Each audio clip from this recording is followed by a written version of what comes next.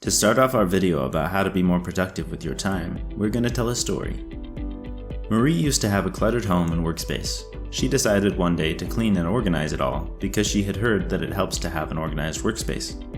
She knew she was going to need some new skills to keep it organized, and there would be a learning curve, but she really wanted to try it out. She did it, and with a bit of practice she found it becoming easier and easier to keep her workspaces organized. She loved the result.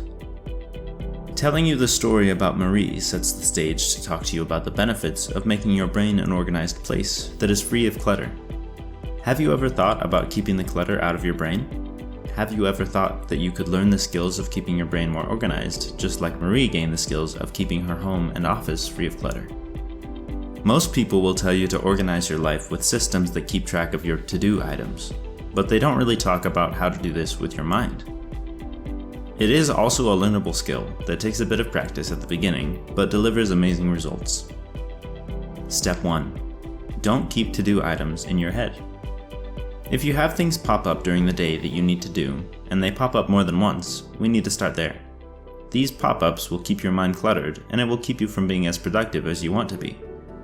My solution is to write everything down. The first thing you want to do so that you don't keep your to-do items in your head is do what is called a brain dump. This is where you schedule some time in your day to write down all the things that you are keeping in your head. Some people start with categories like work, home, or school. Other people open it up to anything that is on their mind. Eventually, you will create headings and topics for your items to keep them more organized. Some suggestions can be time sensitive, like someday, or this year, or in the next 10 years. You can even create a list called Think More About This. Basically, any topics that would pop up in your head during the day, put them down in your brain dump. What are some of the things that are on your mind? Share with me in the comments a couple of things that would be on your list. Step number 2 is to create an organizational system that you can trust. You will want to put everything that is currently buzzing around in your brain into a system that effectively accomplishes tasks in a dependable way. If you don't trust it, if you can't depend on it, then it will go back to being how it was before. Think about Marie and how she cleaned up her space, but then also needed to practice the skills of keeping it clean. It is the same idea with our minds.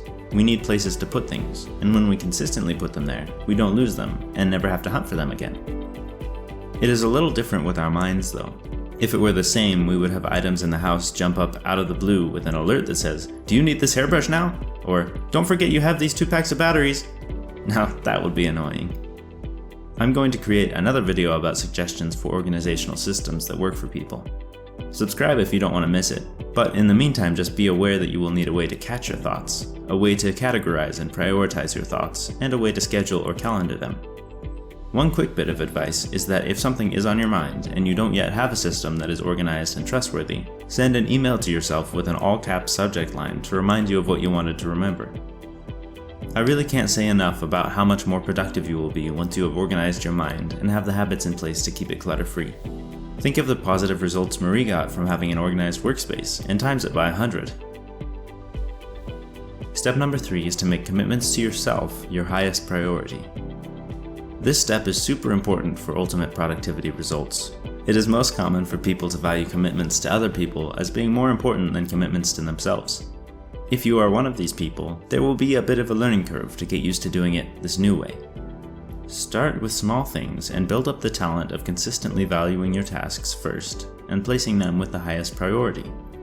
You could start by blocking off time in your calendar this week to do a brain dump. You can be flexible with the time you pick so it doesn't conflict with other priorities, but keeping to your scheduled time will help you get used to keeping commitments to yourself. Some people find it helpful to block out time on their calendar for themselves. You can use this protected time to create an organizational system you trust, to spend time learning a new skill or doing exercise or self-care. This is a good way to practice making yourself your highest priority. Keeping commitments with yourself can add to your self-confidence and improves the way you interact with others. Let's sum it all up. Here are the 3 steps. Number 1, don't keep to-do items in your head. Number 2, create an organization system that you trust. And number 3, make commitments to yourself your highest priority. Marie was our great example of keeping her home and workspaces organized, and by seeing the benefits, we can apply the same concept to keeping our mind clutter-free.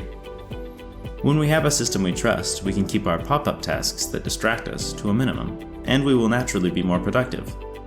You will become a productivity expert if you can master all 3 of these steps. I hope you enjoyed this video. Have fun decluttering your mind. Subscribe to see future videos like this one, and like this one if you did. Cheers.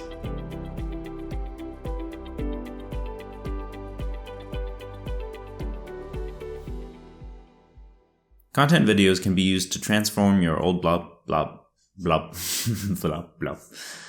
posts.